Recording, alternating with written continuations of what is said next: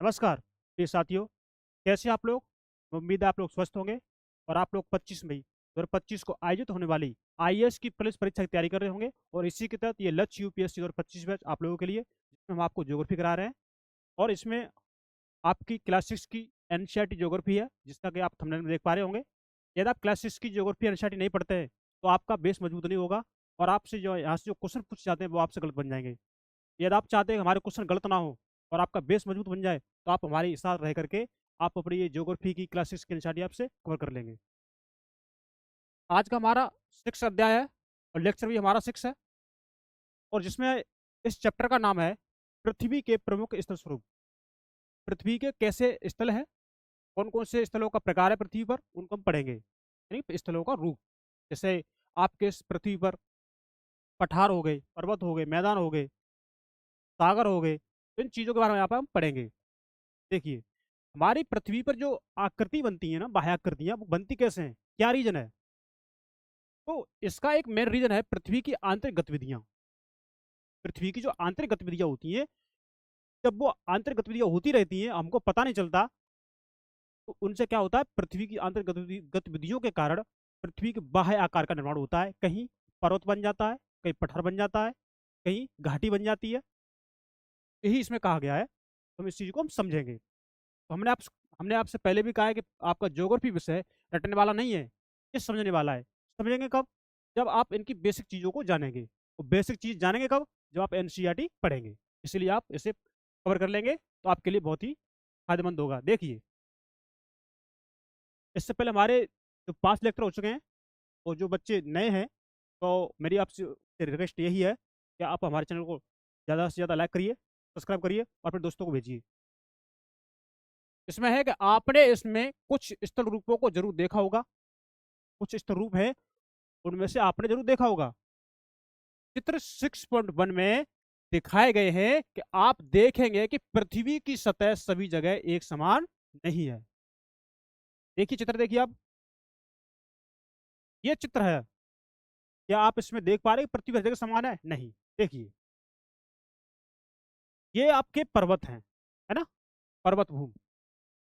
और ये आपकी घाटी है ना, ये आपकी पहाड़ी है ना, पर्वतों से छोटी छोटी, पर्वतों से जिससे कम हो वो पहाड़ी है। देखिए, और पहाड़ियों पर्वतों से निकलती हुई ये क्या है, आपकी नदियां बह रही हैं, है ना। और ये आपका मैदानी क्षेत्र है, ये आपका पठारी क्षेत्र है, और ये आपकी झील है ना। और ये आपका नदी नदी मुहाना है या डेल्टा बनना है। देखिए, तो इन्होंने इसी के बारे में बताया है।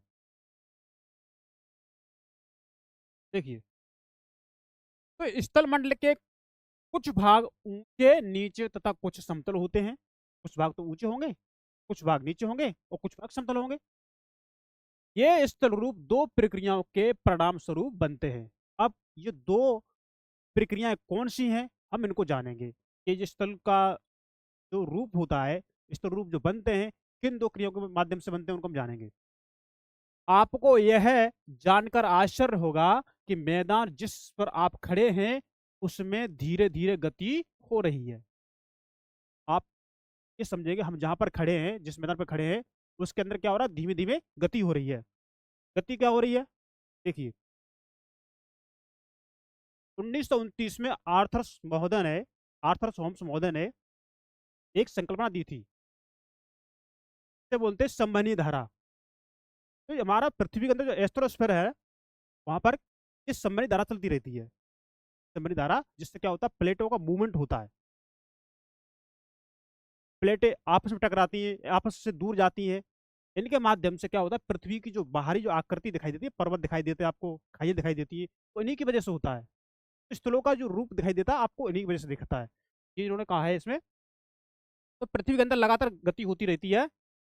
प्रथम या आंतरिक प्रक्रिया के कारण बहुत से स्थानों पर पृथ्वी की सतह कहीं ऊपर उठ जाती है। अब देखिए, कौन सी, पृथ्वी की सतह कहीं ऊपर उठ जाती है प्रथम या आंतरिक प्रक्रिया के कारण पृथ्वी के अंदर। तो पृथ्वी के अंदर जो भी गतिविधि होती है, वो हमारा यहाँ पर बताया गया है कि प्रथम या आंतरिक प्रक्रिया है वो, जिससे क्या होता है, पृथ्वी की सतह कहीं ऊपर उठ जाती है तो कहीं नीचे धस जाती है। देखिए, इस चीज को मैं आपको थोड़ा डायग्राम थ्रू समझा दे रहा हूँ, है ना, थोड़ा बना करके देखिए। ये हमारा, देखिए, ये स्टेनोस्फेयर है ना, थोड़ा सही से बना रहा हूँ।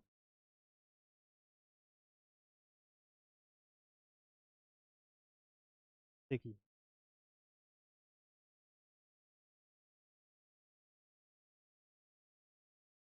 ये आप देखेंगे,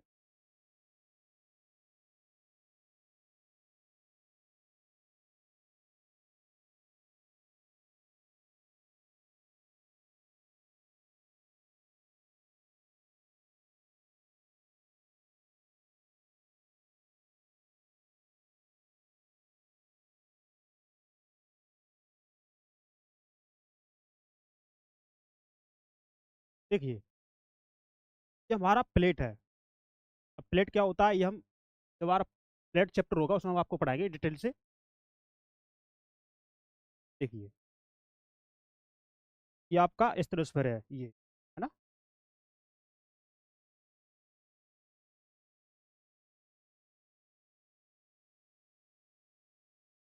देखिए, उसमें क्या होता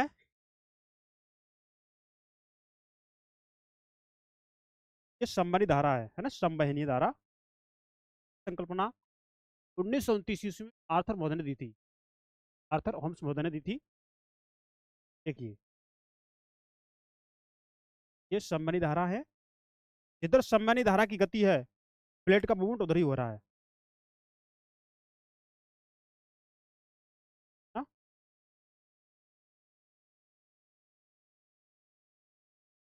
ठीक है, मैं लिख दे रहा हूँ। देखिए,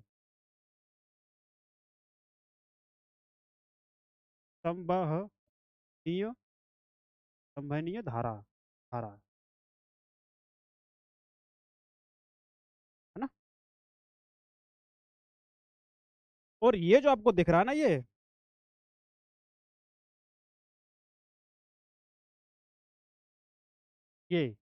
क्या है, एस्थेनोस्फेयर,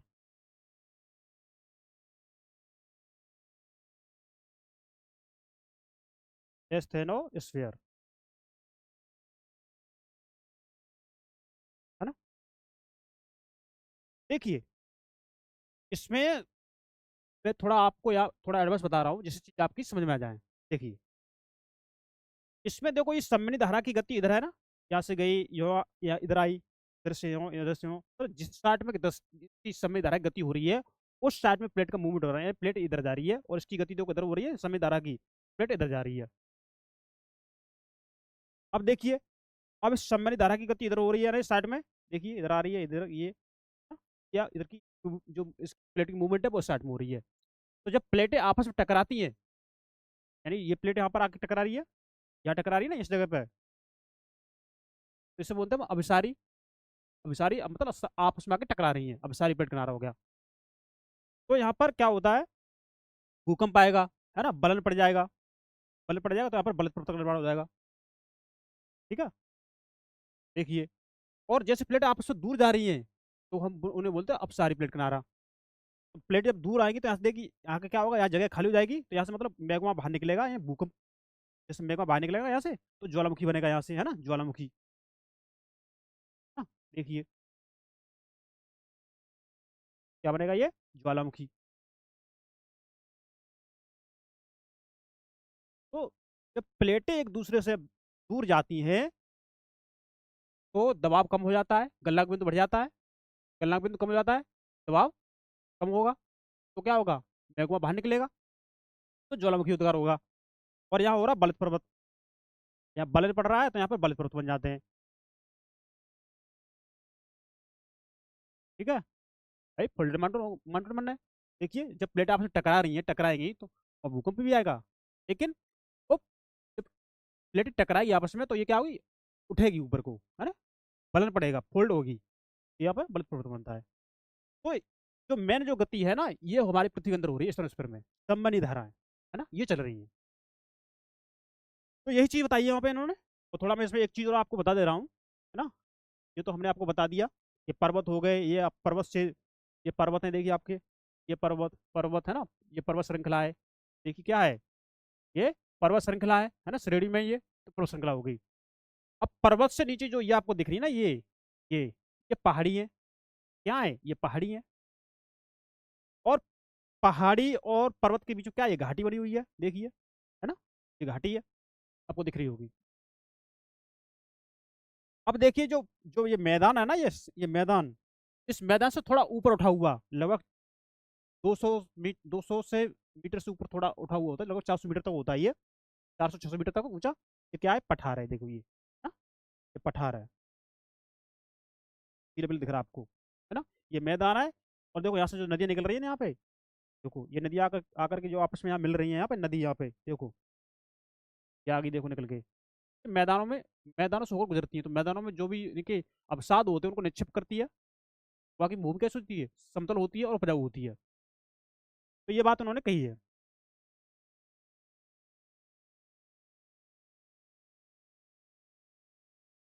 उन्होंने कहा देखिए, पहाड़ी व स्थलीय भाग है, क्या, पहाड़ी वह स्थलीय भाग है जो कि आसपास की भूमि से ऊंची उठी होती है। आसपास की जो भूमि हो उससे थोड़ी ऊंची उठी होती है। यह 600 मीटर से अधिक ऊंचाई एवं खड़ी ढाल वाली पहाड़ी को पर्वत कहा जाता है। 600 मीटर से जो अधिक ऊंचाई वाले जो पहाड़ी होती है ना, 600 मीटर से अधिक ऊंचाई वाली और जिस खड़ी ढाल हो, क्या कहलाती है, खड़ी ढाल वाली पहाड़ी को क्या बोलते हैं, पर्वत कहा जाता है। पर्वत यानी कि 8,000 मीटर से ऊंचे कुछ पर्वतों के नाम बताइए, ये थोड़ा आपके लिए दिया गया है ना। तो पहाड़ी क्या होता है, पर्वत क्या होता है, मैदान क्या होता है, पठार क्या होता है, ये आप लोग जान चुके हैं। तो पृथ्वी के अंदर क्या गति होती है वो मैंने आपको बता दी, है ना। देखिए, दूसरी या बाह्य प्रक्रिया स्थल के लगातार बनने एवं टूटने की प्रक्रिया है। प्रक्रिया क्या है, स्थल बनेंगे और लगातार टूटेंगे, है ना। तो इस चीज को भी हम आपको बताएंगे, ठीक है। देखिए, पृथ्वी की सतह के टूटकर घिस जाने को अपर्दन कहते हैं। पृथ्वी की जो सतह है वो टूट कर जो घिस जाती है, जिसे अपर्दन हो जाता है। अब अब ये बताइए, पृथ्वी की सतह घिसती किससे है। अब भाई ये तो एक खुरचना तो नहीं उससे घिस देंगे, नहीं। ये जैसे कि कोई पहाड़ है या कोई पहाड़ी क्षेत्र है, ऊंचा क्षेत्र है, वो सूर्य की किरणें पड़ेंगी, क्या होगा वहाँ पर, जब सूर्य की किरणें पड़ेंगी तो वहाँ पर जब सूर्य का प्रकाश पड़ेगा, फिर रासायनिक क्रिया होगी उनमें, फिर उन पर हवा का प्रभाव लगेगा, बारिश आएगी, टकराएगी, तो वो मिट्टी कैसे हो जाएगी, टूट जाएगी वहाँ से, एक वहाँ से बहेगी, एक स्थान से दूसरे स्थान पर जाएगी। वहाँ से तो उसका घिसना हो गया, स्थल पर उसका क्या हो, जवाब हो गया, विक्षेपण हो गया। वही उन्होंने बात कही है। तो निक्षेपण की प्रक्रिया के द्वारा इनका फिर से निर्माण होता है। ये दो प्रक्रियाएं बहते हुए जल, वायु तथा बर्फ के द्वारा होती है। बर्फ के द्वारा भी अपरदन होता है और जमाव होता है। हम विभिन्न स्थल रूपों को उनकी ऊंचाई एवं ढाल के आधार पर पर्वतों, पठारों, मैदानों में वर्गीकृत कर सकते हैं। किन के आधार पर, उनकी ऊंचाई के आधार पर। तो हम आपको एक बात बता दें, देखिए, मान के चलो ये आपका पर्वतीय क्षेत्र है ना, और यहाँ आपका थोड़ा सागर है ना, इस जगह पर मान लेते हैं, है ना। अब यहाँ से सूर्य का प्रकाश पड़ रहा है, यहाँ से या बारिश हो रही है, कुछ भी सही, सूर्य का प्रकाश पड़ेगा तो चट्टाने आके क्या है, टूटेंगी, टूटेंगी ये। अब बारिश हो जाती है तो बारिश के द्वारा, बारिश के माध्यम से जो पानी इस पर गिरेगा तो ये इनको चट्टानों को बहाकर लाएगा, बारीक कण होते हैं ना, उनको साथ में बहाकर लाएगा। जमाते जमाते इसमें जो सागर है ना, यहाँ पर यहाँ जमा देगा, देखो उस जगह पर, जगह जमा देगा, जम जाएगा यहाँ पर। तो ये प्रक्रिया हवा के माध्यम से भी होती है, वर्षा के माध्यम से होती है, और जो हिमालय प्रक्रिया होती है उसके माध्यम से भी होती है। तो यहाँ पर सागर में जम जाएगा, है ना। तो देखिए, तब जब ये यहाँ से क्या होगा, यहाँ से जब अवसाद का निक्षेपण होगा, जमाव होगा, यहाँ से अवसाद टूटेंगे। जब यहाँ से अवसाद टूटेंगे तो यहाँ का क्या होगा, यहाँ पर जो दाब पड़ रहा होगा ना पर्वत का, वो दाब कम हो जाएगा। पृथ्वी पर जो दाब पड़ रहा है ना पर्वतों का, वो दाब कम हो जाएगा, है? दाब कम हो जाएगा। और सागर में जो अवसाद बढ़ रहा है ना, सागर में अवसाद बढ़ता जा रहा है, तो यहाँ पर अवसाद में जो क्या होगा, वो दाब अधिक बढ़ जाएगा। दाब अधिक बढ़ जाएगा कहाँ पर, सागर में। यानी कि क्या होगा, अवतलन होगा। अवतलन बोले तो धसाव, है ना? तो देखिए, अब यहाँ से चट्टाने टूट रही हैं, बह कर आ रही हैं पानी के द्वारा, हवा के द्वारा, हिमानी के द्वारा, और धीमे धीमे सागर में डिकम्पोजिशन हो रही है, यानी जवाब हो रहा है। इसका जब इस पर भार बढ़ रहा है, दाब बढ़ रहा है, इनका इसका अवतरण हो रहा है, और यहाँ पर भार कम हो रहा है, तो यहाँ पर जो अंदर जो मैग्मा है ना, यहाँ से ये मैग्मा इधर जाना शुरू होगी इस साइड में, है ना। तो थोड़ा एडवांस का ले लिया है आपको समझाने के लिए, अगर फिर भी समझ में ना आए तो कोई बात नहीं, जब हम आगे पढ़ेंगे तब समझा देंगे। तो फिर से क्या होगा देखिए, अब ये इसका टूटना हो रहा है, अब देखिए मैग्मा जो का ऊपर बहाव हो रहा है, जहाँ भाई जब एक बार बताओ, जहाँ दबाव कम है और जिस जगह दबाव ज्यादा, तो उसकी चीज घूम करके जब दबाव कम उधर साइड आएगी ना, आएगी। वही बात उन्होंने कहा है कि यहाँ पर ये मैग्मा पहुंच जाता है इस जगह पर, है ना। तो फिर पर्वतों क्या होता है, उत्थान होता है, उत्थान होता है, फिर ये क्या होता है, इनका निक्षेपण होता है, तो ये प्रक्रिया चलती रहती है, इसलिए भूमि का संतुलन बना रहता है। ये आपको पहाड़ जैसे तैसे दिखते होंगे, उत्थान अभी भी हो रहा है, हिमालय का उत्थान अभी भी हो रहा है ना। क्योंकि यहाँ पे यूरेसियन प्लेट उस पर टकरा रही है ना, अफ्रीकी प्लेट, तो हिमालय पर्वत का उत्थान हो रहा है अभी भी, तो ये प्रक्रिया चलती रहती है ना। तो वही इन्होंने बात कहा है कि दूसरे या बाह्य स्थल के लगातार बनने टूटने की प्रक्रिया पृथ्वी की सतह के टूट कर घिस जाने को अपर्दन कहा है। जैसे घिस जाए, क्या अपर्दन हो रहा है ना, क्या हो रहा है, अपर्दन हो रहा है, यहाँ पर देखिए अपर्दन, है ना। यहाँ पर निक्षेपण हो रहा है,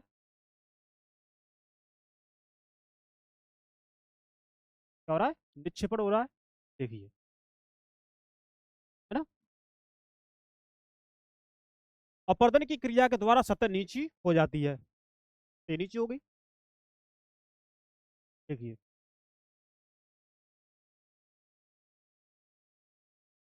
अपर्दन की क्रिया के द्वारा सतह नीची हो जाती है तथा निक्षेपण की प्रक्रिया के द्वारा इनका फिर से निर्माण होता है। ये दो प्रक्रियाएं बहते हुए जल तथा वायु बर्फ के द्वारा होती है। हम विभिन्न स्थल रूपों को उनकी ऊंचाई और ढाल के आधार पर पर्वत, पठारों, मैदानों में वर्गीकृत कर सकते हैं।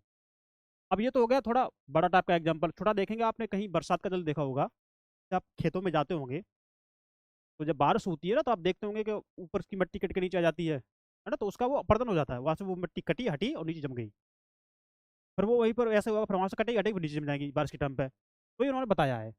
ये थोड़ा आपका एग्जाम्पल हो गया, थोड़ा दैनिक जीवन से संबंधित। अब देखिए, अब जान लेते पर्वत को। पर्वत पृथ्वी की सतह की प्राकृतिक ऊंचाई है, किसी मानव ने नहीं बनाई, इंसान ने इसको नहीं बनाया। ये कैसी है, प्राकृतिक ऊंचाई है इसकी, इसकी पर्वत की।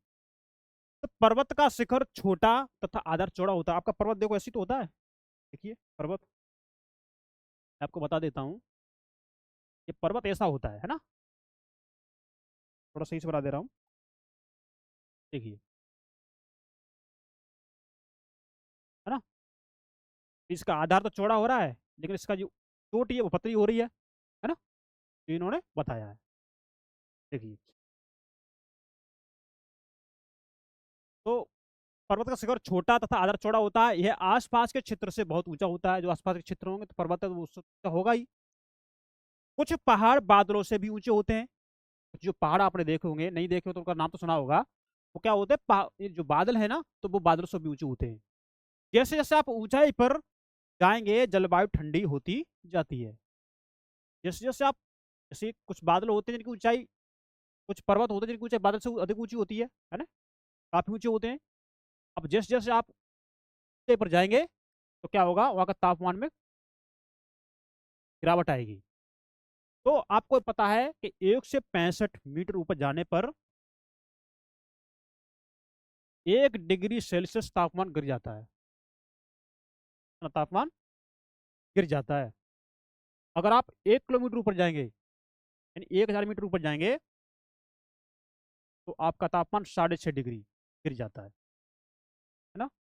मान लो ऐसी तापमान कम होते होते ऊंचे पहाड़ों पर क्या हो जाती है, उनकी चोटियों पर बर्फ जम जाती है, और वहीं से पानी होती है, और वहीं से हमें जल मिलता है, वहीं से नदियां निकलती हैं, वहीं से हमको पानी, जो नदियों में जो पानी बहता है जो आप देखते हैं, वहीं से मिलता है। ये बात उन्होंने कही है। कुछ पर्वतों पर हमेशा जमी रहने वाली बर्फ की नदियां होती हैं, जिसे क्या कहते हैं, हिमानी कहते हैं। बर्फ, जो पर्वत होते हैं उन पर बर्फ की जो नदियां जमी होती हैं, उनको हिमानी कहा जाता है। यहाँ कुछ ऐसे भी पर्वत हैं जो समुद्र के भीतर हैं। आपने ऐसे पर्वत सुने हैं जो धरातल के ऊपर हैं, धरातल पर हैं। लेकिन ऐसे पर्वत आपने सुने सुने हैं या नहीं सुने हैं? नहीं सुने तो आप सुन ले, जान ले। जो समुद्र के भीतर है, मतलब समुद्र के भीतर है, जिन्हें आप नहीं देख सकते। कठोर जलवायु होने के कारण पर्वतीय क्षेत्रों में बहुत कम लोग निवास करते हैं। वहाँ की जलवायु कठोर है ना। जैसे जैसे आप ऊपर बढ़ते जाते हैं तो उनमें ऑक्सीजन की मात्रा कम हो जाती है, सर्दी बढ़ जाती है। तो ये उन्होंने बताया कि इस तरह की जलवायु होने के कारण वहाँ पर जो निवास स्थान है ना, थोड़ा मुश्किल है, निवास करना थोड़ा मुश्किल है। वहाँ का धरातल खड़ी ढाल वाला होता है। जब धरातल आपका खड़ी ढाल वाला है, ऐसा इस टाइप का है, तो वहाँ घर कैसे बनेंगे? घर बनेंगे तो घर बनाने में दिक्कत होगी, खेती नहीं कर पाएंगे, लोग रहेंगे कैसे, आने जाने में दिक्कत होगी। ये दिक्कत थी उन लोगों को। कृषि योग्य भूमि की कमी होती है। जब खड़ी ढाल है तो कृषि योग्य भूमि कहाँ से मिलेगी? पर्वत एक रेखा के क्रम में भी व्यवस्थित हो सकते हैं। पर्वत है एक रेखा के क्रम में व्यवस्थित हो सकते हैं, देखिए ऐसे करके, है ना। तो ये क्या कहलाएंगे? वो श्रृंखला कहते हैं। ठीक है, ये बात आपको समझ में आ गई?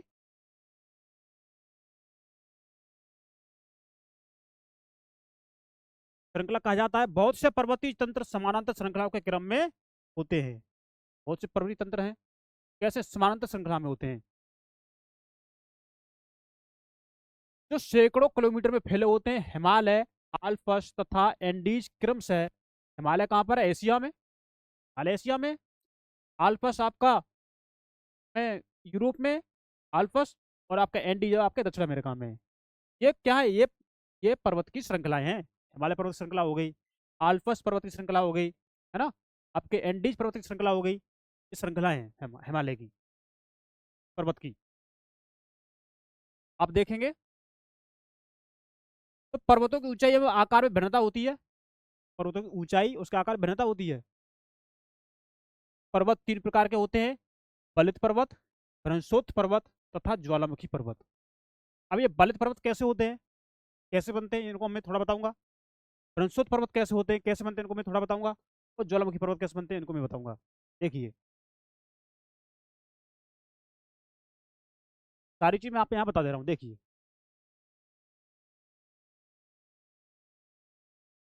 जैसे कि मैंने कहा कि जब प्लेटें आपस में आके टकराती हैं, देखिए,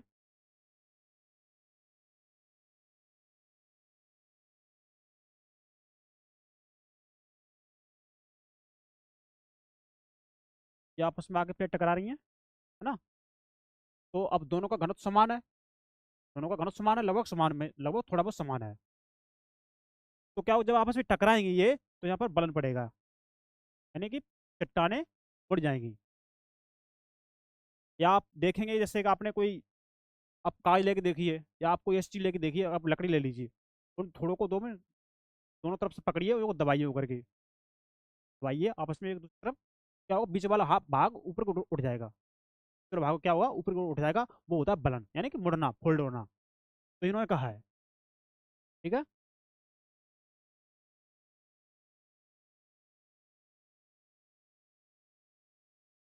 ठीक है।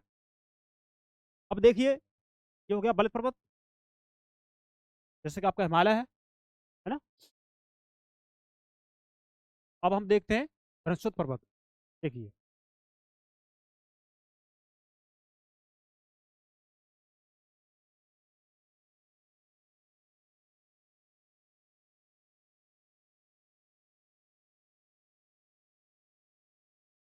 इनमें तनात्मक बल लग रहा है, तनाव हो रहा है ना।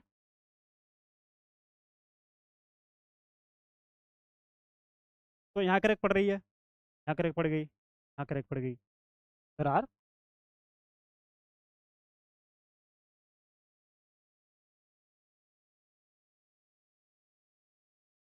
दरार पड़ गई। ये भाग आप यूं करके खींचेंगे ना, यूं करके, तो ये जो भाग खिंच रहा है तो क्रैक पड़ जाएगा। तो ये भाग आगे को और बढ़ जाएगा ना, ये वाला भाग क्रैक का।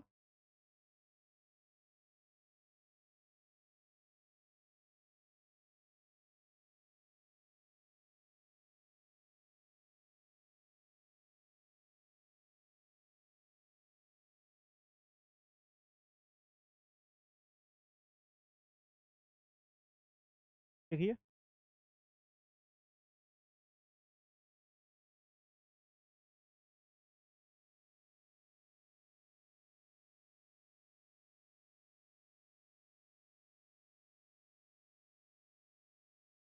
ये भाग जाएगा ना, तो ये भाग जब खिंच जाएगा, ये भाग नीचे धस जाएगा, ये वाला, ये बन जाएगी rift, rift valley, rift and घाटी। और ये भाग जब खिंच जाएगा ना यूँ करके, ये भाग थोड़ा ऊपर उठेगा, और ये प्रक्रिया थोड़ी आगे जारी रहती है, ये वाली। ये आप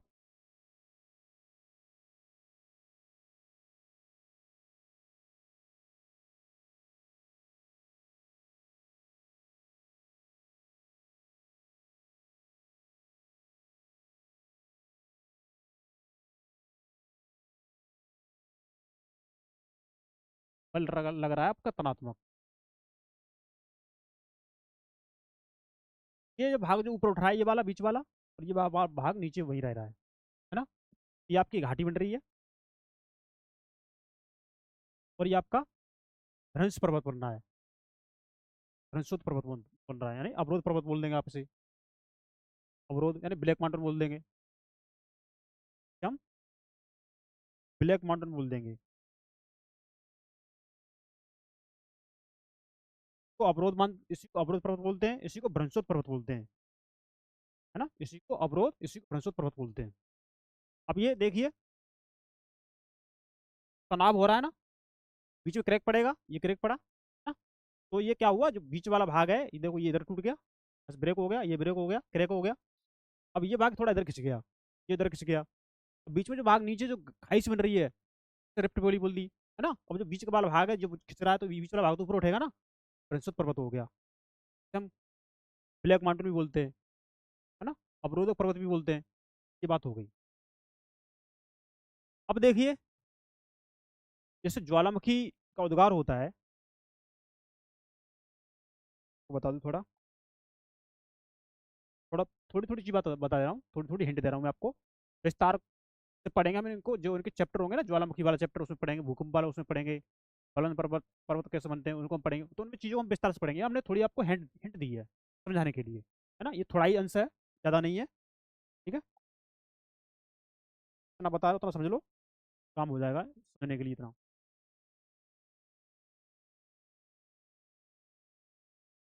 अभी ज्वालामुखी हुआ, है ना, इसमें से लावा निकला बाहर, लावा निकला,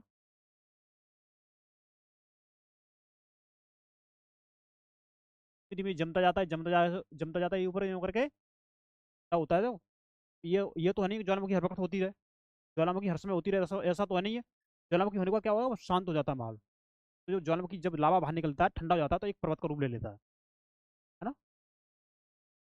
ये समुद्र में, समुद्री इलाका, सागर इलाका, उसमें बहुत ये क्रिया होती है, ये आपका ज्वालामुखी पर्वत बन जाएगा, है ना।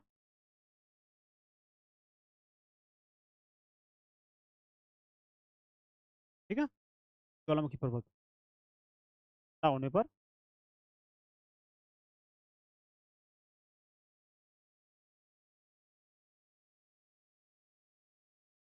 ठंडा होने पर, ऐसे लिख दूँ,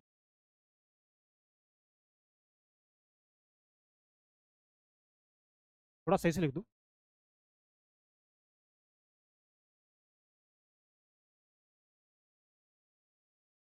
ठंडा होने पर लावा जम जाता है,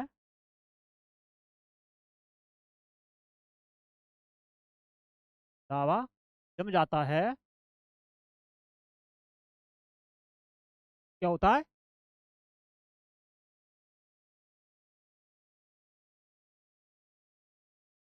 जो पर्वत बन जाता है। कौन सा पर्वत, ज्वालामुखी पर्वत, है ना।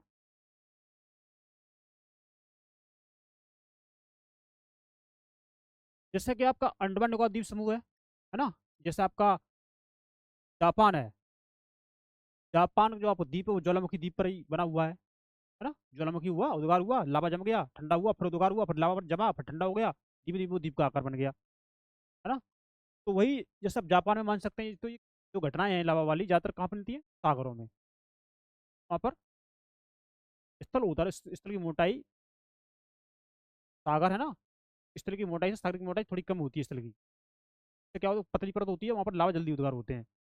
ये मैंने कहा कि जो प्लेट टेक्टोनिक गति होती है ना, जब प्लेटें एक दूसरे से विपरीत दिशा में जाती हैं, तो वहाँ पर ये क्या होता है, वहाँ पर इनको वोल्केनो का उद्गार होता है। तो जब वहाँ पर जमता जाता है, वहाँ द्वीप बन जाता है। तो ये जब लावा जमने से क्या होता है, एक पर्वत का रूप धारण कर लेता है। मैंने आपको ये बता दिया। मैंने आपको बलि पर्वत बता दिया, घनस्रोत पर्वत बता दिया, ज्वालामुखी पर्वत बता दिया, है ना। देखिए, तो हिमालय तथा आल्पस बलित पर्वत हैं जिनकी सतह ऊबड़ खाबड़ तथा शिखर शंक्वाकार है। सतह ऊबड़ खाबड़ है, और जिनका जो शिखर है कैसा है, एक शंक्वाकार, ऐसे, है ना, इस टाइप का। भारत की अरावली श्रृंखला विश्व की सबसे पुरानी बलित पर्वत श्रृंखला है। देखिए, ये थोड़ा इंपोर्टेंट टर्म टर्म है ना। देखिए, मैं थोड़ा इसको हाईलाइट कर दे रहा हूँ। भारत की अरावली श्रृंखला विश्व की सबसे पुरानी बलित पर्वत श्रृंखला है। चाहो तो इसे नोट कर लीजिए। अपर्दन की प्रक्रिया के कारण यह श्रृंखला घिस गई है। अपर्दन क्रिया कारण क्या है, श्रृंखला घिस गई है, मतलब थोड़ा का जो मैदानी रूप से होता जा रहा है घिसते घिसते समय बीतने पर। उत्तरी अमेरिका के अपलेशियन, है ना, रूस के यूराल पर्वत कैसे गोलाकार दिखाई देते हैं। उत्तर अमेरिका का अपलेशियन पर्वत हो गया, रूस का यूराल पर्वत कैसा गोलाकार दिखाई देते हैं, गोलाकार में, ऐसे, है ना। ठीक है, तो इसमें समझने की कोई बात नहीं है। जैसे हमने बताया प्लेट टेक्टोन क्या होता है, एस्ट्रोस्फीयर क्या होता है, ये चीज़ जो हमने जो आपको बताई है, ये आपको हमने समझाने की बताई है। ये चीज़ थोड़ी एडवांस की है, हम पढ़ा रहे हैं आपकी क्लास 6 की एनसीईआरटी का स्वाध्याय है ना। तो हमने इस चीज़ समझाने के लिए आपको थोड़ी बता दी है। इसके बारे में विस्तार से हम जो पढ़ेंगे ना, तो आगे में जो जो भी क्लास होगी आपके लिए ज्योग्राफी की, हम उसको विस्तार से पढ़ाएंगे। टेंशन लेने की कोई बात नहीं है। अभी जितना जो बताया जा रहा है उनको समझ लीजिए, है ना।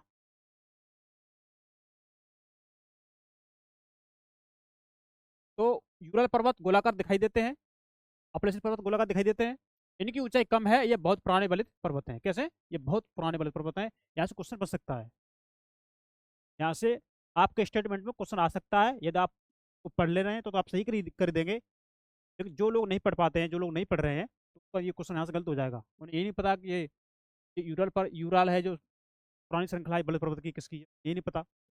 उन्हें यही नहीं पता होगा कि जो यूराल पर्वत है और जो अपलेशियन पर्वत है ये गोलाकार हैं, ये बलित पर्वत है कि नहीं, उनको ये नहीं पता होगा। क्योंकि ये भी नहीं पता होगा, देखिए, ये पुराने पर्वत हैं लेकिन इनकी ऊंचाई कम है, नहीं पता होगा उन्हें। लेकिन हमको पता, हम पढ़ रहे हैं। जब बहुत बड़ा भाग टूट जाता है तथा ऊर्ध्वाधर रूप में विस्थापित हो जाता है, इसे बृहस्पति पर्वतों का निर्माण कहते हैं। ऊपर उठे हुए खंडों को उत्खंड यानी हास्ट तथा नीचे धसे हुए भाग खंडों को द्रोण का भ्रंश ग्रामीण कहा जाता है। द्रोण का जो नीचे भाग धस जाता है ना, देखिए,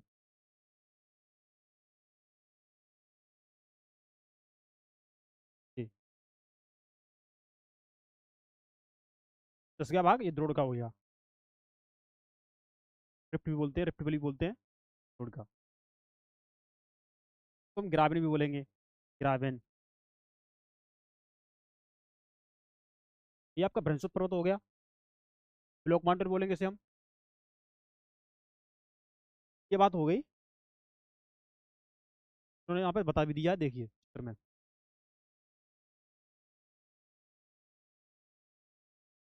फर्स्ट पर जो यहाँ पे दिखाया गया है, फर्स्ट पर्वत यानी उत्खंड पर्वत, तो नीचे धसे हुए खंडों को द्रोण का कहा जाता है। यूरोप की राइन घाटी तथा बास बास जेस पर्वत इस तरह के पर्वत तंत्र हैं।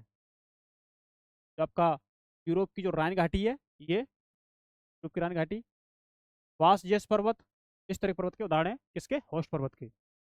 देखिए, राइन घाटी आपकी ग्रामीण है। तो देखिए ये है ना, इसमें क्या हो रहा है, ये जो भाग है ना बीच वाला, ये इस तरह रह गया है। और ये जो जो आसपास के जो भाग हैं, ये ऊपर उठ गए हैं, ये तो उत्खंड भ्रंश बोलते हैं उन्हें, ऊपर उठ गए हैं ये वाले। और ये वाले नीचे 10 के हैं। देखिए जैसे कि ये है, तो दिखा दे रहा हूँ।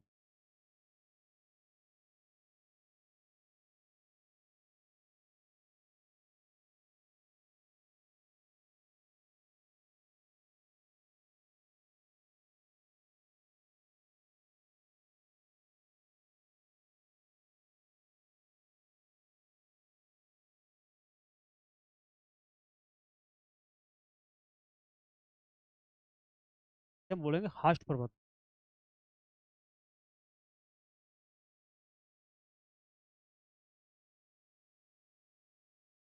हाँ, में संपीड़नात्मक बल लग रहा है, यानी एक दूसरे की तरफ लग रहा है, तो ये बीच वाला भाग ऊपर उठ गया। ये वाले भाग, ये तो सेम है, ये इन पे कोई असर नहीं है, ये इन पे, ये बीच वाला भाग इसका ऊपर उठ गया, ये बनेगा होस्ट पर्वत, है ना। तो ये जो इस तरह का जो भाग बचा ना, ये ग्रेबन हो गया, तो जिसे द्रोण का बोलते हैं। ये बात उन्होंने यही बताई है, देखिए ये वाली बात को मैंने यहाँ पे बता दी चित्र में मिला के। आगे देखेंगे।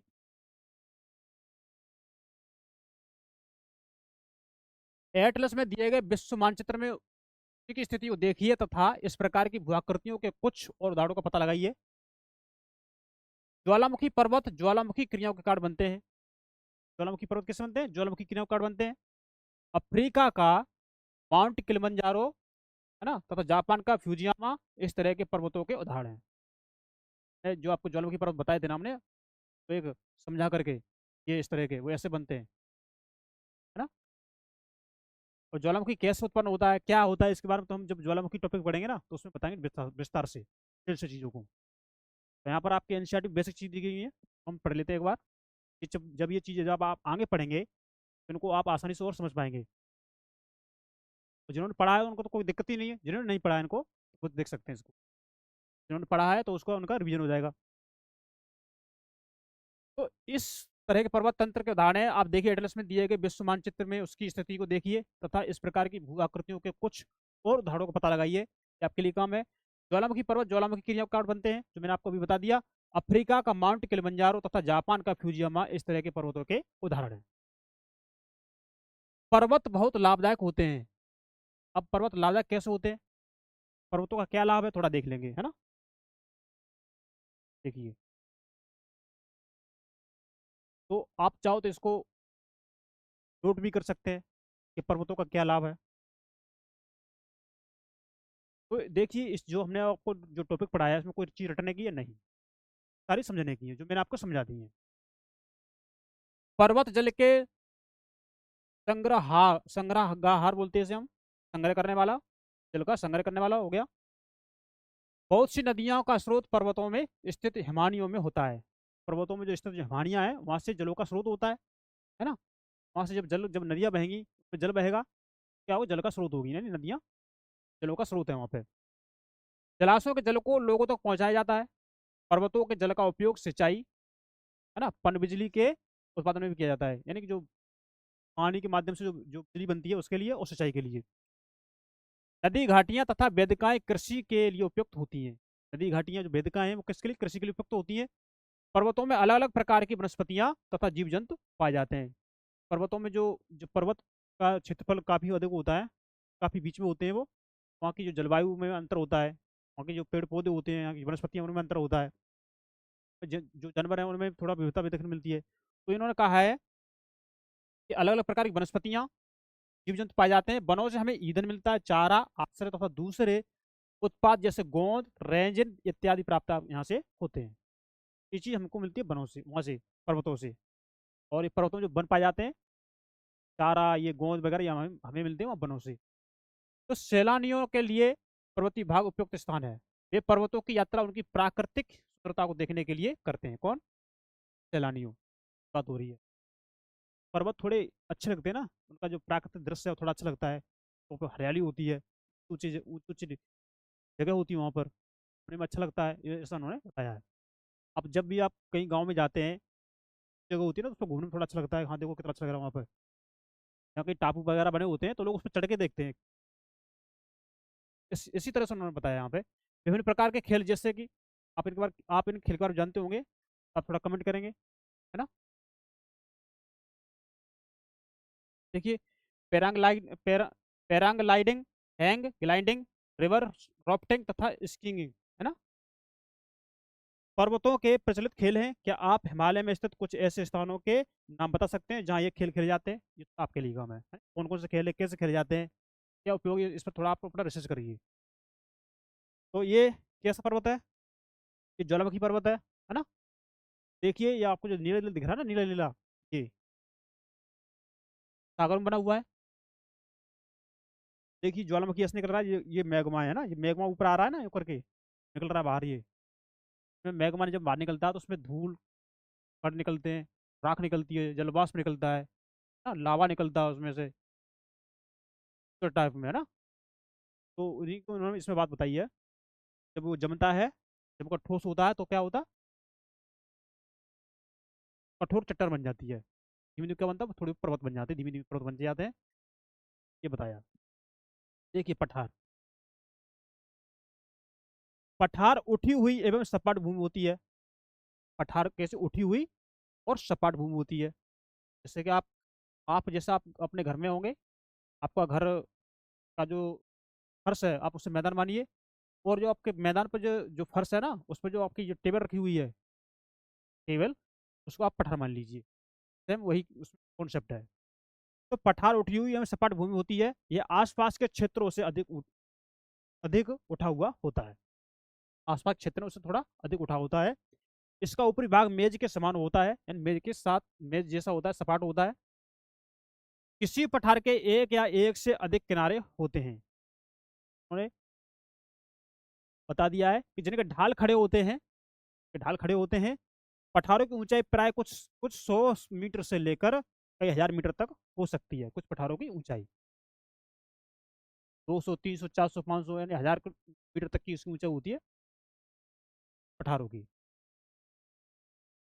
कुछ 100 मीटर से लेके कुछ कई हजार मीटर तक। पर्वतों की तरह पठार भी नए या पुराने हो सकते हैं। जैसे पर्वत नए पुराने हो सकते हैं, तो पठार भी नए पुराने हो सकते हैं। भारत में दक्कन का पठार पुराने पठारों में से एक है। भारत का जो दक्कन का पठार है वो क्या है, तो दक्कन का पठार जो पुराने पठारों में से एक है। देखिए, तो ये यहाँ से आपके एग्जाम में क्वेश्चन बन सकता है, इंपॉर्टेंट शब्द है ये। भारत में जो दक्कन का पठार है वो पुराने पठारों में से एक है, मतलब पुराना पठार है। केन्या, तंजानिया तथा युगांड का पूर्वी अफ्रीका पठार, है ना, जब ऑस्ट्रेलिया का पश्चिमी पठार इस प्रकार के उदाहरण हैं। इनके पठारों के नाम बता दिए उन्होंने। तिब्बत का पठार विश्व का सबसे ऊंचा पठार है। तिब्बत का पठार है विश्व का सबसे ऊंचा पठार है, जिसकी ऊंचाई मध्य समतल से 4000 से लेके 6000 मीटर तक है। 4000 से लेके 6000 मीटर तक है। पठार बहुत उपयोगी होते हैं क्योंकि उनमें खनिजों की प्रचुरता होती है, उनमें खनिज पाए जाते हैं पठारों में, इसलिए वो उपयोगी होते हैं। यही कारण है कि विश्व के बहुत से खनन क्षेत्र पठारी भागों में स्थित हैं। बहुत से खनन क्षेत्र कहाँ पर है, पठारी भागों में स्थित है। अफ्रीका का पठार सोना एवं हीरे के खनन के लिए जाना जाता है। भारत में छोटा नागपुर के पठार में लोहा, कोयला तथा मैगजीन के लिए बहुत बड़े भंडार पाए जाते हैं। भारत में जो छोटा नागपुर पठार है ना, बात हो रही है। अब आप देखिए कि पठारी क्षेत्रों में बहुत से जल प्रपात हो सकते हैं। पठारी क्षेत्रों में क्योंकि यहाँ नदियां ऊंचाई से गिरती हैं, जब नदियां ऊंचाई से गिरेंगी तो जलप्रपात बनेगा। हाँ? जैसे कि अब मान लीजिए, आपको बता दे रहा हूँ थोड़ा, जलप्रपात क्या होता है। ये है, ये पठार है, और यहाँ से क्या है, और यहाँ से नदियां यहाँ करके गिर रही हैं। देखिए, ये नदियां गिर रही है, नदियां बह रही है यहाँ से, बहती आ रही नदियां यूं करके गिर रही है। जलप्रपात हो गया। नदियों के जल ऊपर से नीचे गिरना जलप्रपात हो गया। और जलप्रपात भी कई तरह के होते हैं, गरसोपा हो गया, हॉर्स हो गया। इनके बारे में हम जब जो टॉपिक पढ़ेंगे अपना जलप्रपात वाला, उसमें देखेंगे। क्योंकि यहाँ नदियां ऊंचाई से गिरती हैं। भारत में छोटा नागपुर का पठार पर स्वर्ण रेखा नदी पर स्थित टुंड्रू जलप्रपात तथा कर्नाटक में जोग जलप्रपात देखिए थोड़ा ये इंपॉर्टेंट शब्द हैं, इनको थोड़ा लिख सकते हैं। देखिए, छोटा नागपुर पठार पर स्वर्ण रेखा नदी पर स्थित कौन सा? कुंडरू जलप्रपात। छोटा नागपुर पठार है, वहां पर जो नदी है स्वर्ण रेखा नदी, उसमें जो जलप्रपात कौन सा है? कुंडरू जलप्रपात। और कर्नाटक में देखेंगे आप जोग प्रपात, जोग जलप्रपात, है ना। इस प्रकार के जलप्रपातों के उदाहरण है लावा पठार में काली मिट्टी की प्रचुरता होती है।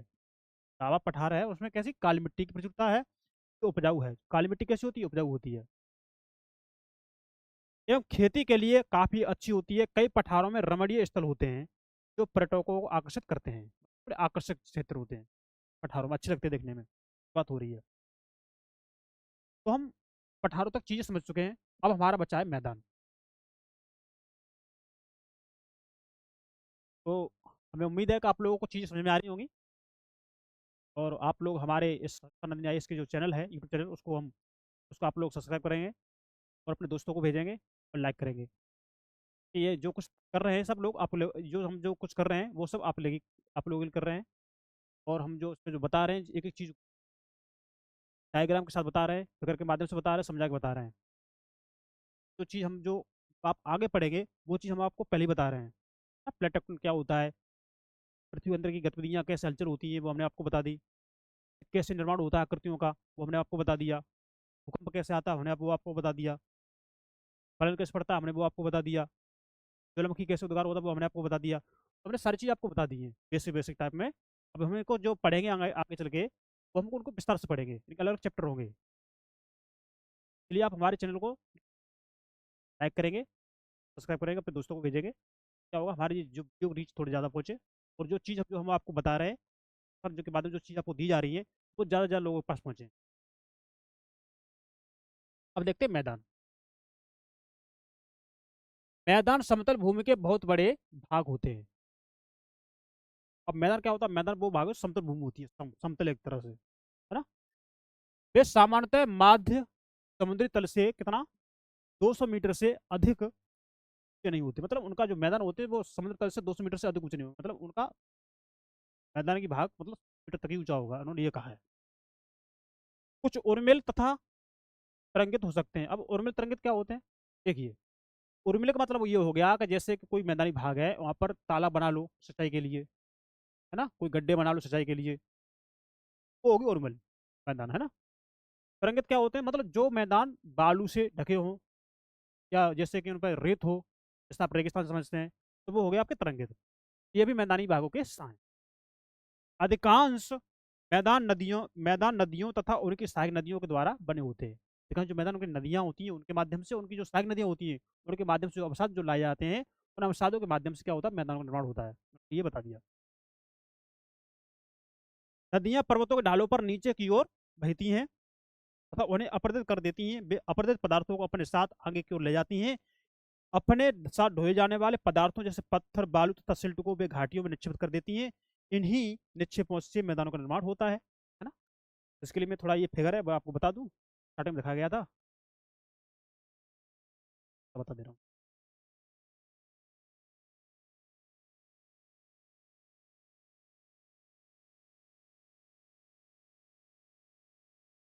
तो देखेंगे ये है ना? तो ये नदियाँ कहाँ से निकल रही हैं? आपके पर्वतों से। हिमालय पर्वत हो गया, वहां से नदियाँ निकल रही हैं, वहां से गंगा यमुना, है ना, वो निकल रही हैं। ये देखो ये नदियाँ निकल रही हैं, अपने साथ क्या ला रही हैं? अवसादों को लेके आ रही हैं। सिल्क हो गई, रूट हो गई, बालू के पत्थर हो गए, कड़ हो गए, महीन कड़ हो गए, इनको लेके आ रही है। ये भी नदियाँ लेके आ रही है, तो ये इनको जमा करती रहती है, यानी डिपोजिशन करती रहती है। जैसे धीमे धीमे जमा होता रहता है, धीमे धीमे जमा होता रहता है, उससे क्या बन जाता है? मैदान बन जाता है। क्योंकि उन्होंने बात कही है, तो क्या बनता है? उनसे मैदान बनता है। बस इतनी सी बात हमको आपको बतानी थी, हमने आपको बता दी है। और बाद बाकी चीज़ तो हमने आपको यहाँ पर फिगर के माध्यम से बता दी है ना।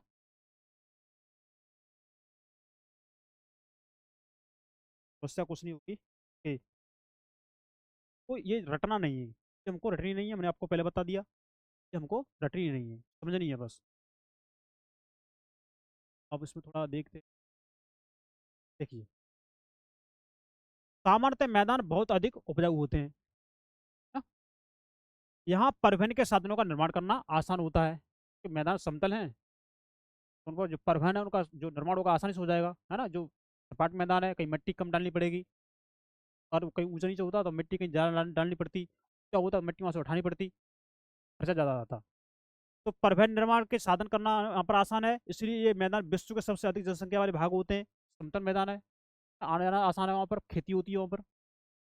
नदियों के द्वारा बनाए गए कुछ बड़े मैदान एशिया तथा उत्तरी अमेरिका में पाए जाते हैं। वहाँ पर एशिया और उत्तरी अमेरिका में। एशिया में स्थित भारत में देखिए, एशिया में जो स्थित जो भारत में गंगा ब्रह्मपुत्र का मैदान, वहाँ पर ये भारत में, भारत कहाँ है, एशिया में। एशिया में स्थित देखिए, एशिया में स्थित भारत में गंगा एवं ब्रह्मपुत्र का मैदान हो गया, है ना, जो समतल मैदान है, जो उपजाऊ है, जहाँ जनसंख्या अधिक है। चीन में यांगसे नदी का मैदान ये प्रमुख उदाहरण है ना। मैदान मनुष्यों के रहने के लिए सबसे उपयोगी क्षेत्र है, जहाँ मनुष्य रहते हैं।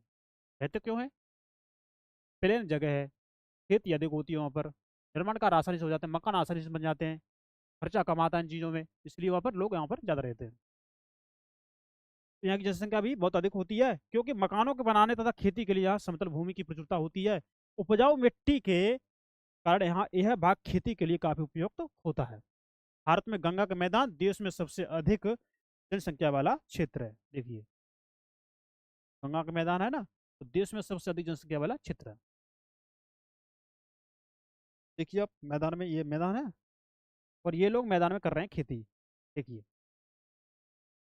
ताड़ के वृक्ष हैं, फसलें वो उगा रहे हैं, देखो ये काम कर रहे हैं खेतों में। यहाँ प्लेन भूमि है, लोग आसानी से खेती कर सकते हैं, और मकान वगैरह जो भी कंस्ट्रक्शन का काम होता है वो आसानी से हो जाता है ना।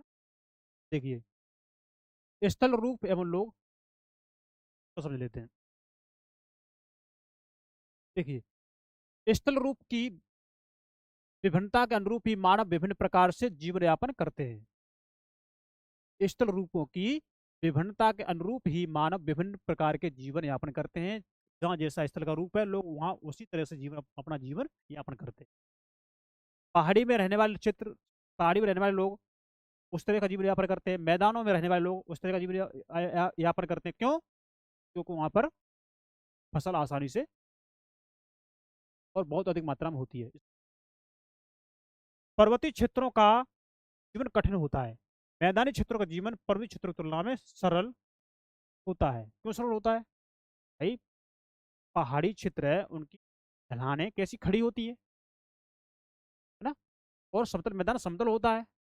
अब वह पहाड़ों पर जमीन तो है नहीं है, यहाँ मैदानी भागों जमीन है, वहाँ पर पहाड़ों पर मकान बनाते होंगे तो कैसे बनाते हैं, बड़ी बड़ी कठिनाई का होती होगी, बारिश के टाइम में दिक्कत होती होगी, ऐसा मैदानी भागों में नहीं। मैदानों में फसलें उगाना, घर बनाना, सड़कें बनाना पर्वतीय क्षेत्रों की तुलना में अधिक आसान होता है। विभिन्न प्रकार के स्तर रूपों पर रहने वाले लोगों के रहन सहन के तरीकों में कुछ अंतर होता है ना? क्या आप उनमें से कुछ अंतरों को बता सकते हैं? कभी कभी प्राकृतिक आपदाएं जैसे भूकंप, ज्वालामुखी, है ना, ज्वालामुखी उद्गार, तूफान या बाढ़ बहुत विनाश कर देते हैं। प्राकृतिक आपदा होती है, बात हो रही है। भूकंप आ गया, उससे नुकसान होगा, ज्वालामुखी उद्गार हो गया, उससे नुकसान हो गया, तूफान आ गया, उससे भी नुकसान होगा, और बाढ़ आ गई तो वो भी विनाश कर देगी, है। ये नुकसान वाली चीजें हैं। ये कैसी? ये प्राकृतिक आपदाएं हैं। इन आकस्मिक घटनाओं के बारे में जागरूकता पैदा करने करके हम इनमें आने वाले खतरों को कम कर सकते हैं। मतलब इस बारे में जागरूकता जो पैदा करते हैं ना, मालूम पड़ जाता है कि भूकंप कहाँ आ सकता है, कहाँ भी आ सकती, बारिश होने वाली कि नहीं होने वाली, कब देखिए तूफान आने वाला है कि नहीं आने वाला है। मतलब ये एक ऐप के माध्यम से आपको बता दिया जाता है पहले ही। हाँ, तो आप हर फोन में देखेंगे, एप्लीकेशन है, वेदर सिस्टम होता है, उसमें दिखा देते हैं आज यहाँ का तापमान इतना है, यहाँ कल बारिश हो सकती है या नहीं हो सकती, चीज़ें हैं, इस समय मालूम पड़ जाता है, सब अपने आप को कर लेते हैं। हम कितने तरीकों से जल एवं स्थल को उपयोग में ला सकते हैं, इसका पता हम अपने आसपास के क्षेत्रों से लगा सकते हैं। आसपास का क्षेत्र है, आप उससे पता कीजिए। प्राय हम स्थल का उपयोग गलत तरीके से करते हैं। अब स्थल का जो उपयोग कर रहे हैं कैसा? गलत तरीके से करते हैं, जैसे उपजाऊ भूमि पर मकानों का निर्माण करना। अब जो उपजाऊ भूमि वहाँ पर मकान बना रहे हैं, तो जो खेती की जमीन है वो कम हो जाएगी, फसल कम होगी, अनाज कम होगा, क्या होगा, खाने की दिक्कत होगी, है ना। इसी प्रकार हम लोग कूड़ा किसी भी भूमि पर या पानी में फेंक देते हैं, जो कि उन्हें गंदा कर देता है। कूड़ा उठाया, पानी में फेंक दिया, पानी गंदा हो गया, क्या हुई, दिक्कत हो रही है। क्योंकि उन्हें गंदा कर देते हैं। हमें प्रकृति के इस महत्वपूर्ण वरदान का उपयोग इस प्रकार नहीं करना चाहिए। देखिए, यहाँ से इस आप इस बात को अपने आप मेंस आंसर राइटिंग करते हैं उसमें यूज कर सकते हैं। देखिए, हमें प्रकृति के इस महत्वपूर्ण वरदान का उपयोग इस प्रकार नहीं करना चाहिए। अब प्रकृति का महत्वपूर्ण वरदान क्या है? प्रकृति का महत्वपूर्ण वरदान हो गया जैसे कि आपकी नदियां, या किसी इंसान ने तो नहीं बनाई ना, उसमें गंदगी कर रहे हैं। समतल भूमि है, मकान बनाए जा रहे हैं, खाने की जमीन, खाने के लिए जो हमें आना चाहिए उसकी जमीन ही नहीं बची, क्या करेंगे, दिक्कत होगी। उपलब्ध भूमि केवल हमारे ही उपयोग के लिए नहीं है। भूमि जो उपलब्ध है वो केवल हम उस पर हम अपना अधिकार नहीं है, हम उसको अपने यूज में नहीं कर सकते। ये हमारा कर्तव्य है कि हम आगे आने वाली पीढ़ियों के लिए पृथ्वी को सुरक्षित रखें। हमारी आगे की जो आने वाली पीढ़ी है उसके लिए आप लोग पृथ्वी को सुरक्षित रखिए, गंदा पानी मत करिए। समतल भूमि जो उपजाऊ भूमि है उस पर मकान मत बनाइए, मकान मत बनाइए, ऐसा उन्होंने कहा है। ये चैप्टर था, ये होगा फिनिश, है ना। अब इसका थोड़ा अभ्यास देख लेते हैं।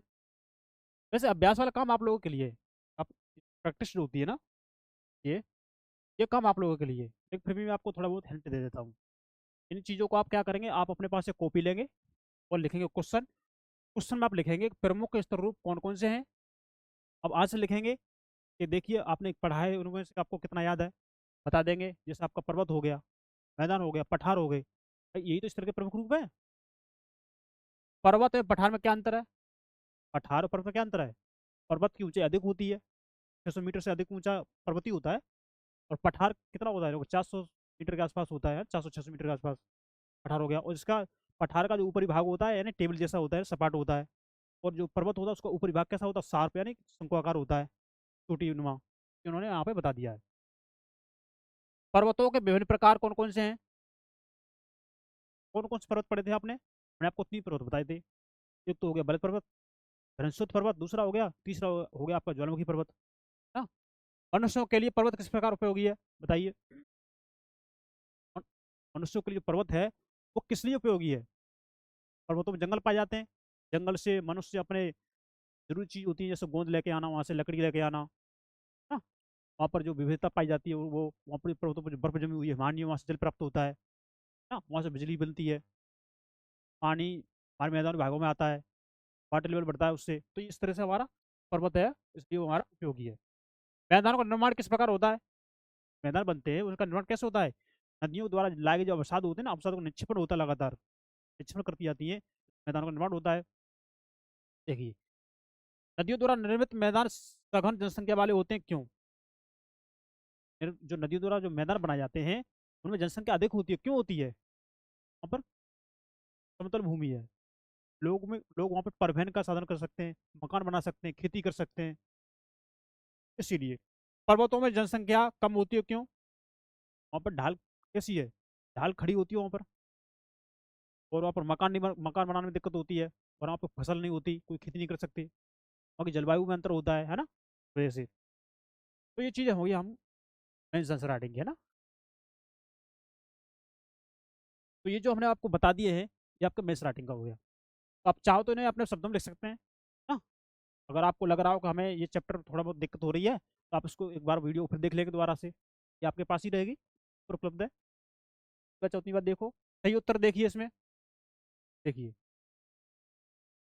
पर्वत पठारों से भिन्न होते हैं कैसे? ये जो पर्वत है वो पठारों से भिन्न है, कैसे भिन्न है, कैसे अलग है?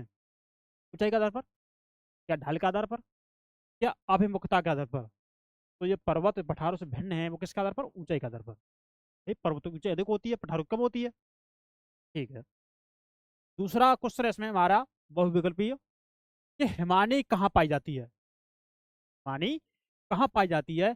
इसका ऑप्शन क है पर्वतों में पाई जाती है, ऑप्शन ख है मैदान में पाई जाती है, ऑप्शन गाय पठार पाई जाती है, बताइए कहाँ है, कमेंट कीजिए भाई, आपने पढ़ा है बताइए। तो हम आपको बता दे रहे हैं ये पर्वतों में पाई जाती है ना। दक्कन पठार कहाँ स्थित है? केन्या में, ऑस्ट्रेलिया में या भारत में? बताइए, दक्कन का पठार कहाँ स्थित है? ये आपके भारत में है ना। यंगसे नदी कहाँ बहती है? आपने यंगसे नदी का नाम सुना है ना, ये कहाँ बहती है ये? क्या ये दक्षिण अमेरिका में बहती है? क्या ऑस्ट्रेलिया में बहती है ये? क्या चीन में बहती है? ये आपकी चीन में बहती है, ये से वहाँ पर ये बहती है। यूरोप की एक महत्वपूर्ण पर्वत श्रृंखला कौन सी है? यूरोप की एक जो महत्वपूर्ण पर्वत श्रृंखला है वो कौन सी है? क्या एंडीज है? अब बताइए एंडीज कहाँ पाई जाती है? आल्पस है, कहाँ पाया जाता है? रॉकीज है, कहाँ पाया जाता है बताइए? ये आपकी यूरोप की जो एक महत्वपूर्ण पर्वत श्रृंखला है वो कहाँ है? आल्पस है ना। अब ये आपके खालिस्तान है ना। तो हम आपकी प्रैक्टिस करा रहे हैं हर चीज़ से, पहले हम आपको पढ़ा रहे हैं और साथ साथ ही हम आपको प्रैक्टिस करा रहे हैं, है ना। तो ये आपको एक अच्छा मौका मिला है, आप इसे मत गवाइए। समतल भूमि वाले विस्तृत क्षेत्र को क्या बोलते हैं? जो समतल भूमि है ना, तो समतल भूमि वाले जो विस्तृत क्षेत्र उसको क्या बोलते हैं? मैदान बोलते हैं। क्या बोलते हैं? मैदान। लिख दे रहा हूँ,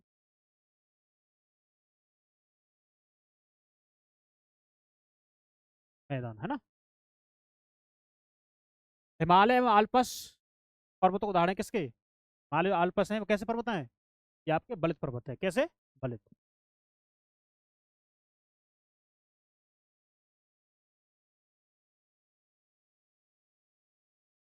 क्षेत्रों में खनिजों की प्रचुरता होती है, किन क्षेत्रों में? पठारी क्षेत्रों में, है ना।